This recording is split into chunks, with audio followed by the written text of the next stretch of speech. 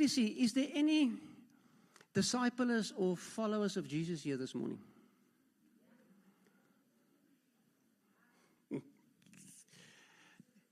I don't ask 3 questions, Martin. I ask weighted questions. Martin is like, I weet nie wat moet nou maak. So this last couple of weeks, we've been pressing into the whole thing about discipleship and what does it look like to be a disciple, a follower of Jesus, to imitate him, and the commandment he gave us to go and make disciples. Remember that? And teach them to obey everything that I've taught you. So this is like a recap, just to get us all more or less on the same page. And part of being a disciple is to imitate Jesus, is to look like him, as a follower. Whatever he does, I do likewise. And then Shane had an amazing sermon on just abiding or remaining in Jesus, how that's part of discipleship. If I want to follow him and imitate him, I must abide in him. And then last Sunday we spoke about obedience being the evidence of being a true disciple. What does it look like to obey? And that obedience comes out of a place of love and recognizing him as Lord. So that was basically where we're at. So, do you agree that we need to obey him as disciples? And as disciples, we should teach others to obey him. So, obey him in what?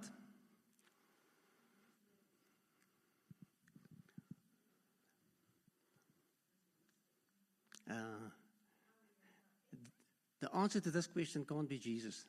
It's gewoonlik regte antwoord is Jesus. Okay, we should obey him in everything. We should obey him in everything, but especially in his commandments, the things that he directly commands us to do.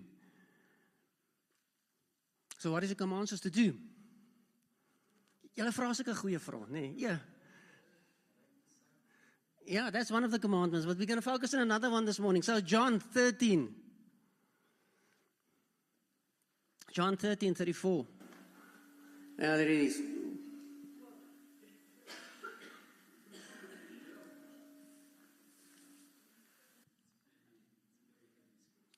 It's a heavy scripture, this one. A new commandment I give you, that you love one another. A commandment, a new commandment I give you to love one another. Just as I've loved you, you also need to love one another. I can almost just park there for a while. So he gives us his commandment to love one another and to do it in a similar way that he loved us. And that piece we can get into maybe next week or the week after that. By this, all people will know that you are my disciples, if you have love for one another. So let me see quickly, who's the disciples? Who's followers? Who's imitators of the Lord? How would I know if I'm that? How would people know if I'm that?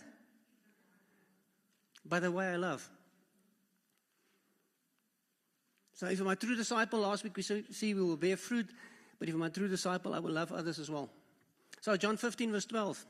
This is my commandment, that you love one another as I have loved you. Again, this is my commandment. And then very well known verse, we're going to read lots of scripture today. So Matthew 22 verse 36, we all know this part. Teacher, which is the greatest commandment in the law? So what should we obey if we love him? All of his commandments. But here's the greatest one. And he said to them, you shall love the Lord your God with all your heart, with all your soul, with all your mind. This is the greatest and first commandment. And the second is like it. Which means this what's following is just as important. This is the first commandment. You shall love your neighbor as yourself. So we commanded, we should obey his commands, and he commands us, if there's one thing we should do, it's to love well and to love one another. So maybe if you just look around, kyk 'n bietjie wie sit rondom jou, because this is the people we need to love.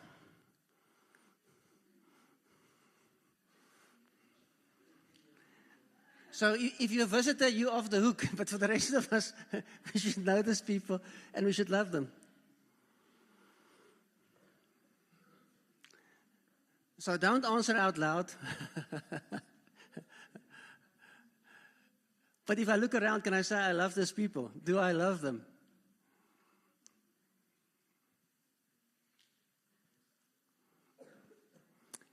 So we at BCC, we pursue authentic New Testament church, the way they lived, and we want to live in community, and we want to have shared lives.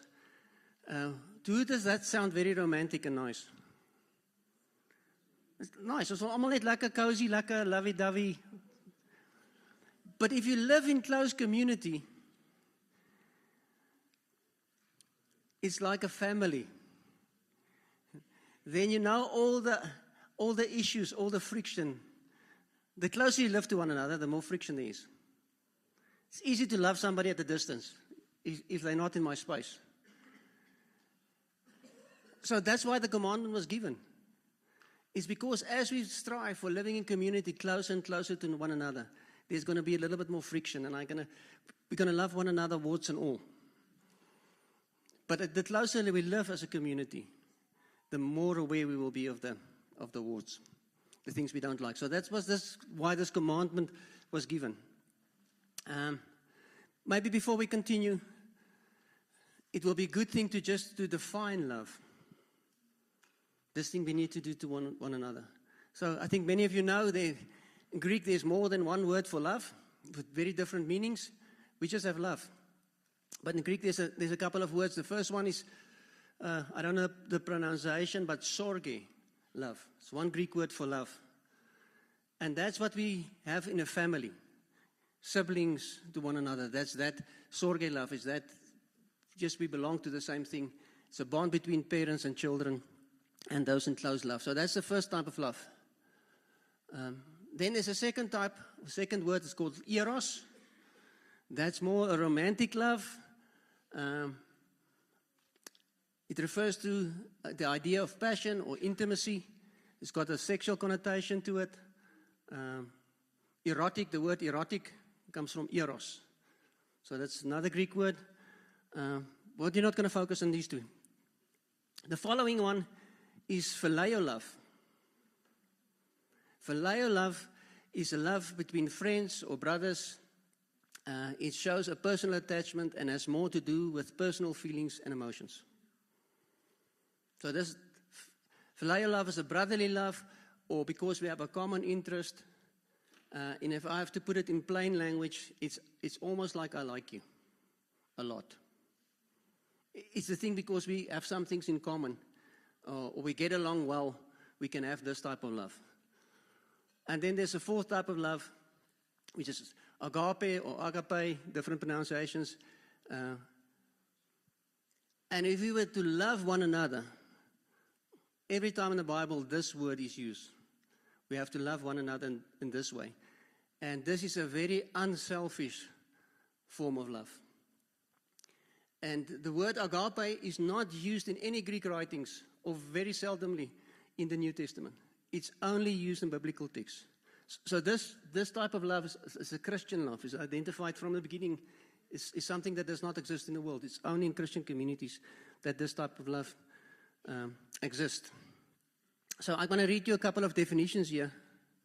Agape means to prefer, to love, for the believer preferring to live through Christ, embracing God's will, or choosing His choices and obeying them through His power.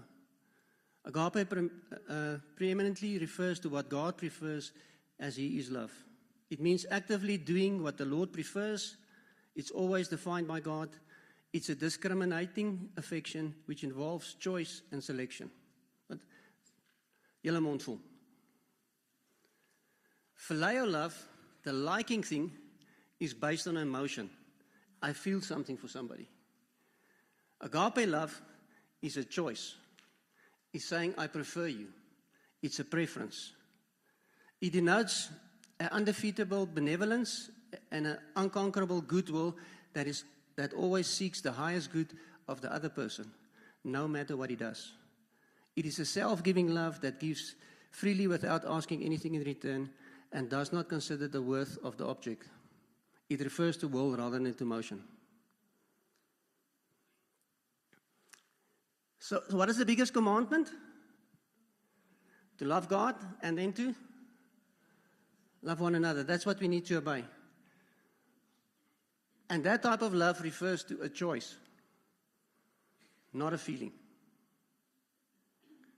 So I was contemplating this. I don't know if I'm accurate in the following.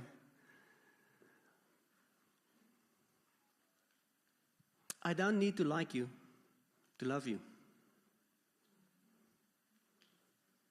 Kyk weer hier onder mekaar. Kom ons wees eerlik. I don't necessarily need to like you, have all the same things in common to love you. Because the liking part is a feeling. The loving part is a choice.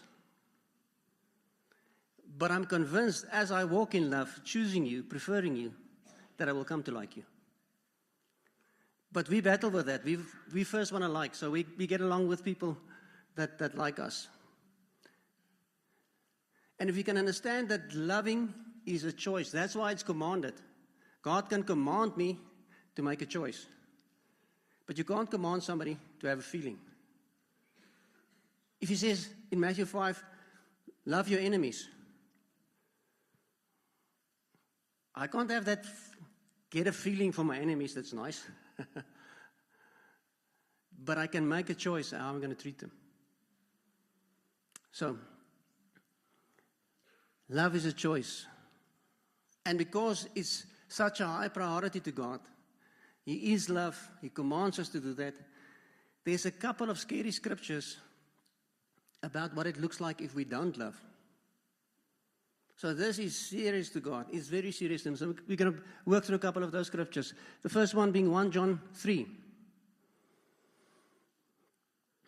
By this is evident that who are children of God and who are children of the devil. Okay, ons gaan nou gou die kaf en die koring skei, nee? Who's children of God, who's children of the devil? How we go about that? It's a heavy one.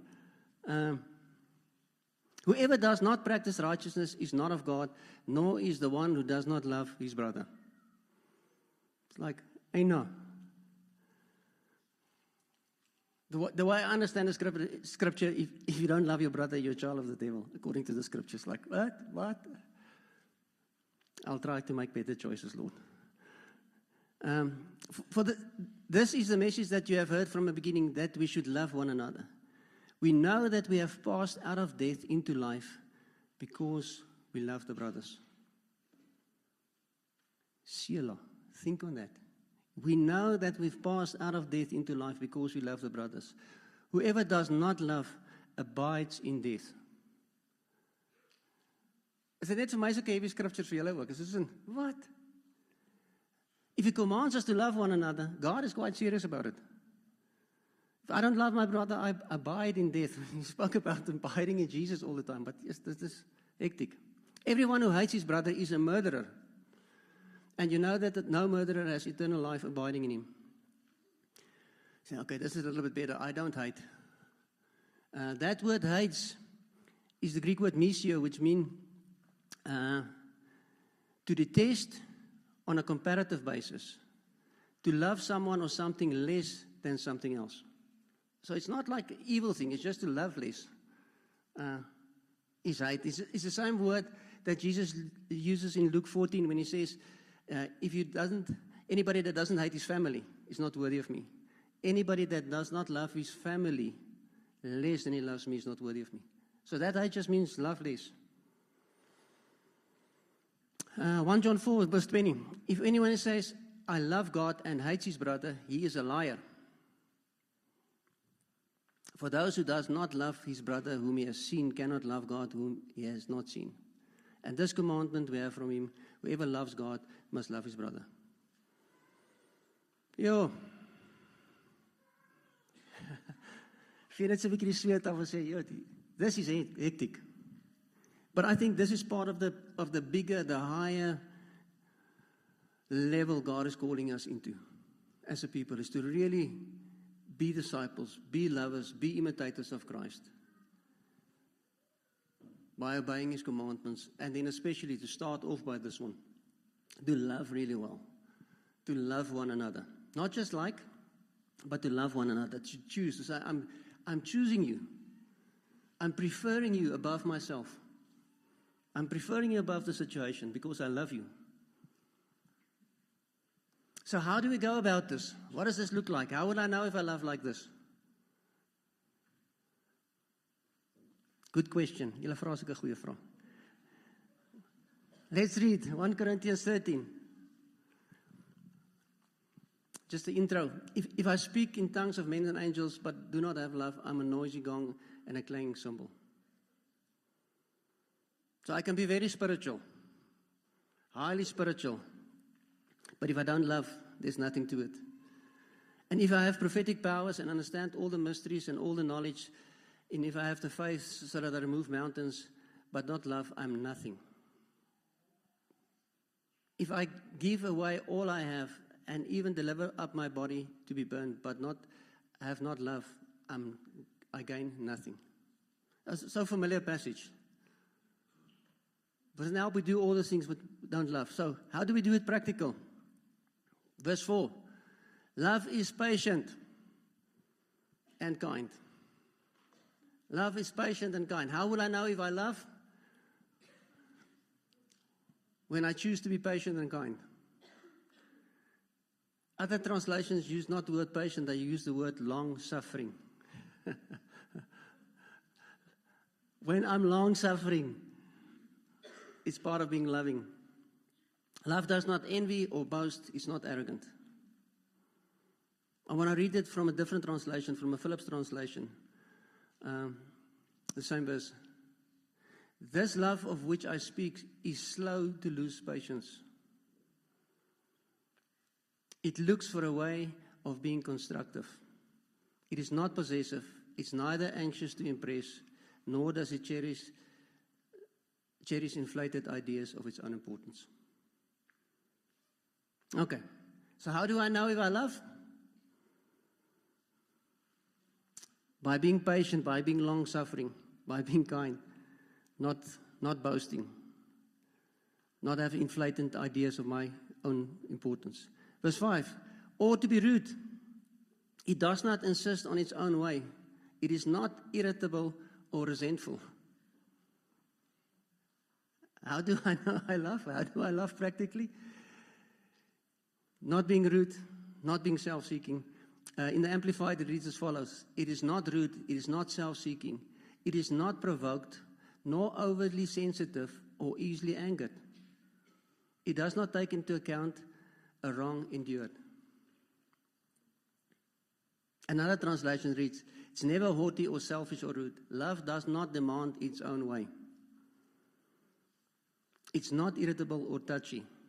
It does not hold grudges, and it will hardly even notice when others do it wrong. So this is how we love. Verse 6. It does not rejoice in wrongdoing, but rejoices with the truth.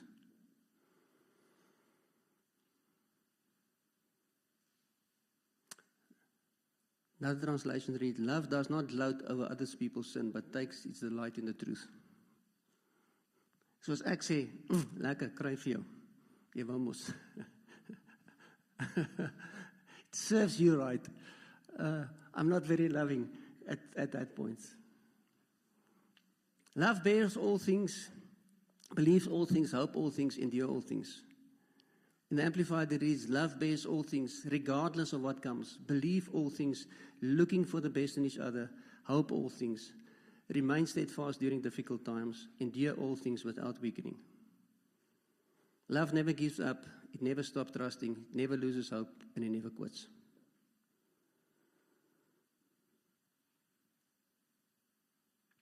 In the Phillips translation it reads, love knows no limits to its endurance, no end to its trust, no fading to its hope. It can outlast anything. It's in fact the one thing that still stands when all else has fallen. So on all of these we can go into, maybe if I can just highlight, love never stops trusting.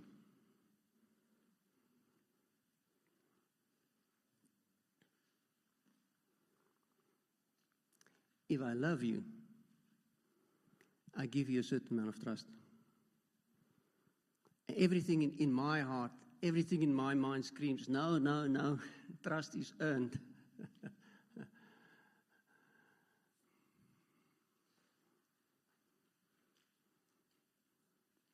If I choose to love, I choose to trust. It's a choice. It's not based on a feeling. More nuanced than what I'm saying, but it's something for us to ponder on and to think about. So if you look to one another and I say, I love you, what do I mean? I mean this.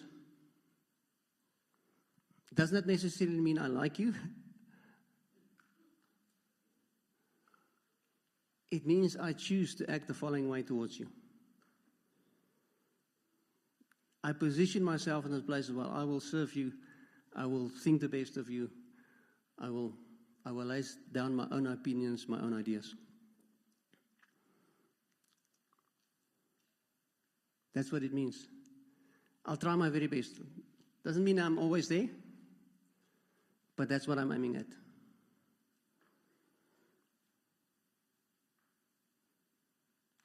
It's got nothing to do with a feeling or emotion. It's all about a choice. That's why it's commanded. 1 Peter 4, verse 8 to 11. Above all, keep loving one another earnestly, since love covers a multitude of sins. Earnestly. In the Amplified, it reads as follows. Above all things, have intense and unfailing love for one another. In all things, the good and the bad, have an intense and unfailing love for one another. For love covers a multitude of sins, forgives and disregards the offenses of others.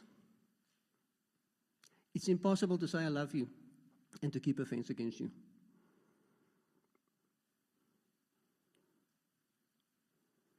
In the Message it reads, most of all, love each other as if your life depends on it. Love makes up for practically anything. So I read all of these different translations just to give us a little bit of a feel what it means like. Can we love one another like our lives depend on it? If you go to China, Afghanistan, Iran right now, the brothers and sisters there love one another like that. Because their lives depend on it. Verse 9. Show hospitality to one another without grumbling. Open your homes is another translation. Open your homes to each other and share your food without complaining. Hoekom kom eet hierdie mense alweer by ons? Hoekom het ek alweer by daai mense gaan eet? Ons het nou genoeg gekuier vir die week. I don't know where I heard that. Just somewhere. Phillips translation reads, be hospitable to each other without secretly wishing you didn't have to go to be there. Huh? It's like, verse 10. As each has received a gift, used to serve one another as good stewards of God's various grace. Again, just in another translation, Amplified. Just as each one of you has received a special gift, a spiritual talent, an ability graciously given by God, employ it in serving one another as it is appropriate for good stewards of God's multiple faceted grace. Faithfully using the diverse, varied gifts and abilities granted to Christ by God's unmerited favor. So this applies to everyday life. It applies to my Connect group. It applies to wherever I go. It especially applies on Sundays. When we come together, is there a gift? Has God entrusted me with something? And it can be anything. It can be a new song. It can be just a word that the Lord gave you. It can be a prophetic word. It can be a picture. But if we love, we come and share that. We don't keep that to ourselves. Maybe it's not important. Fred had a picture this morning. I didn't know where to fit it in when we prayed. Quite lekker. But as the service started, because he brought that earlier, it makes a lot of sense. He's calling us in the place of promotion. He's calling us to higher ground. It is uncomfortable. So she blessed me. She blessed the body. She saw a picture because she shared the gift she had. Verse 11, for whoever speaks as one who speaks oracles of God, whoever serves as one who serves by strength that God supplies, in order that in everything God may be glorified through Jesus Christ, to whom belongs glory and dominion forever and ever. Maybe 2 scriptures and then we're done. Hebrews 10, 23 and 25. Let us hold fast to the confession of our hope without wavering, for he who promised is faithful. And let us consider how to stir up one another to love and good works. Consider. It's thoughtfully think. I'm considering how am I going to stir others up to love and good works. How can I do that? In another translation, it reads, we should think about each other to see how we can encourage each other to show love and to do good works. Have you ever considered how am I going to encourage Thomas today?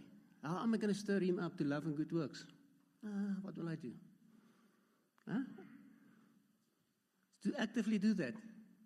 Verse 25, not neglecting to meet together as is the habit of some, but encourage one another, and all the more you see the day drawing near.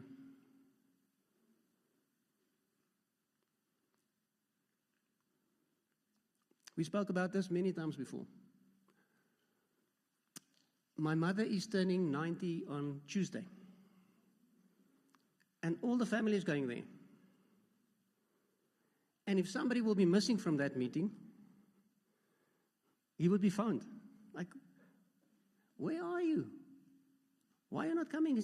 Something happened. Not to check up, but like we miss you. If we truly love one another, we will encourage one another and stir one another up to love and good works. And to say, hey, you can't skip. Where were you at Connect? Are you okay? It's not for the Connect leader or the elders or somebody, because if the elders phone, it's like checking up. Like, waar was jy gewees? Hoekom was jy nie daar nie? But if we love one another, really, by choice, it's like, are you okay? We have to encourage, we have to build one another up with that. Last verse, and then we're done. Who of you know John 3:16? Okay, who of you know 1 John 3:16? The first one he says, John 3:16, God so loved the world. 1 John 3:16 says the following. By this we know love, that he laid down his life for us, and that we ought to lay down our lives for our brothers. I lay down my life. If I say I love, I choose to lay down my life. Imitating Jesus, becoming like him, because he laid down his life. Verse 17, but if anyone has the world's goods and sees his brother in need, yet closes his heart against him, how does God's love abide in him? Little children, let us not love in word and talk, but in deed and truth. So this is the thing, God's calling us to a higher standard. If I say truly I love and I see somebody needs one of the brothers, how can I close my heart to him? The message read is as follows. This is how we've come to understand and experience love. Christ sacrificed his life for us. This is why we ought to live sacrificially for our fellow believers and not just be out for ourselves. If you see some brother or sister in need and have the means to do something about it, but turn a cold shoulder and do nothing, what happens to God's love? It disappears. And you made it disappear.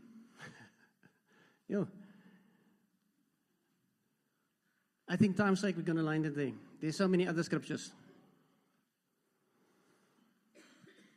What we need to hear is that we need to imitate Christ. We need to become followers and be like him. As he loved and laid down his life, we should do it. We love him by obeying his commandments. One of the commandments is to love one another, which is a choice, not a feeling. I choose, I'm going to obey. I choose, I'm going to love. Does not come naturally, does not come easily, especially for some people or towards some people. It's easier to love, but that's the phileo, to like the people that are like me, that think like me, that have the same hobbies, the same interests. That's just lekker. But this love is agape love, where we say, no, I choose to do that. Do you think God's unfair? Do you think He'll command something that's impossible to do? No, He won't. If He commands me to do it, He'll empower me to do it. And that's what I'm trusting for myself, for us as a body, that He'll help me. Because if I read through these things, I see myself, how far I fall short on loving well. But thank God that there's promotion. Thank God that He's calling us to a higher standard. And it's for me to say, yes, Lord, I want to go to that higher standard. I want to love like I should love. So maybe there we are. Just close your eyes.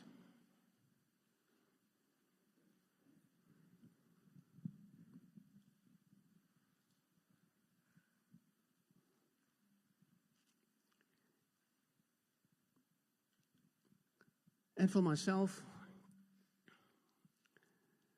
I know where I fall short. Maybe something's been highlighted this morning to you.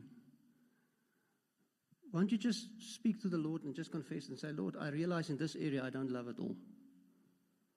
In this area, or for this person it might be even. Somebody in the body, you say, Lord, but this morning we choose to go to a higher standard. We choose to live according to your word. We choose to become like you, Lord Jesus, that laid your life down for others. We want to love like you this morning, Lord.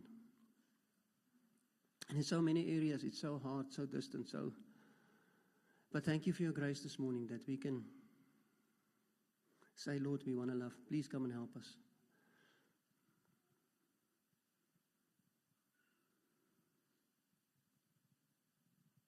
We choose this morning to love one another well.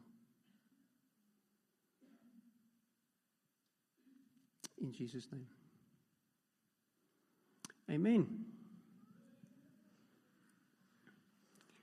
So now there's going to be a love test. You're going to drink coffee with somebody.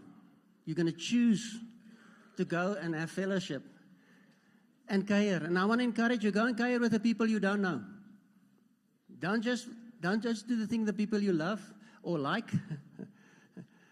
Go kuier with everybody.